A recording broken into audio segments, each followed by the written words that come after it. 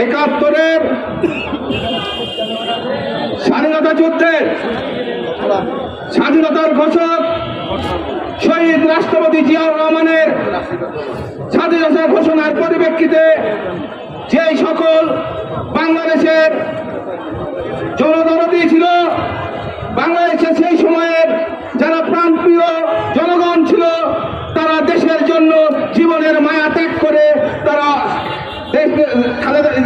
জিয়াউর রহমানের মাধ্যমে ঘোষণায় তারা অস্ত্র হাতে ঝাঁপিয়ে পড়ে বাংলাদেশের স্বাধীনতা সংগ্রামে যুদ্ধ করে বাংলাদেশের পতাকা ফিরিয়ে এসে বাংলাদেশকে স্বাধীন রাষ্ট্র দিয়েছিল।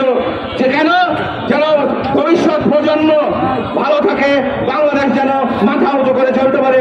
কিন্তু এই ফ্যাসিবাদী সরকার, এই খুনি হাসিনার সরকার, এই আওয়ামী লীগের দালালরা বাংলাদেশের স্বাধীনতা সার্বভৌম থেকে কুলসিত করে ভারতের হাতে তুলে দিয়ে বাংলাদেশকে একটি ভারতের অঙ্গরাজ্য বানানোর পায়তারা করেছিল। সংগ্রামী ভাই আমার, সেই ফ্যাসিবাদ সরকারকে বিতাড়িত করতে জুলাই আগস্টে ছাত্র জনতার যে আন্দোলন, শেখ হাসিনা বাজের হাজার হাজার মানুষকে হত্যা করেও ক্ষমতায় টিকে থাকতে পারে নাই, তাকে দেশ ছেড়ে পলায়িত হয়েছে।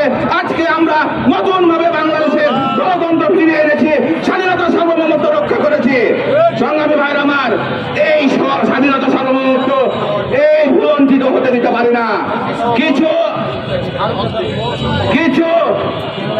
আজকে রাজশাহীতে বিএনপির দায়িত্বপ্রাপ্ত কিছু নেতৃবৃন্দ 5ই আগস্টের পরে যে সকল আওয়ামী লীগের প্রেতাত্মারা এতদিন আমাদের উপরে অন্যায় অত্যাচার নিপীড়ন করেছে, আমাদের সোনার ছেলেদের বাড়ি বাড়ি গিয়ে পুলিশ দিয়ে হানা দিয়ে গ্রেফতার করেছে, সেই সব প্রেতাত্মারা কিছু বর্তমান দায়িত্বপ্রাপ্ত নেতাদের আশেপাশে আমরা দেখতে পাচ্ছি। তারা স্বার্থের জন্য, তারা তাদের লোক নাই দল নাই, লোক বাড়ানোর জন্য আওয়ামী লীগকে প্রশ্রয় দিচ্ছেন। হুঁশিয়ার উচ্চারণ করে বলে দিতে চাই, দেশ নায়ক তারেক রহমানের বক্তব্য পরিষ্কার।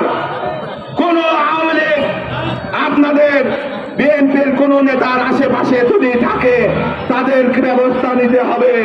আমরা ভবিষ্যতে যদি কোনো আওয়ামী লীগের নেতা কর্মী বিএনপির নেতাদের আশেপাশে দেখে আমরা রাজশাহী মহানগর বিএনপি প্রতিরোধ করে পরিশেষে আজকের এই বন্যাঢ্য র্যালি সাফল্যমণ্ডিত করার জন্য সকলকে উদাত্ত আহ্বান জানিয়ে আমি আমার বক্তব্য শেষ করছি।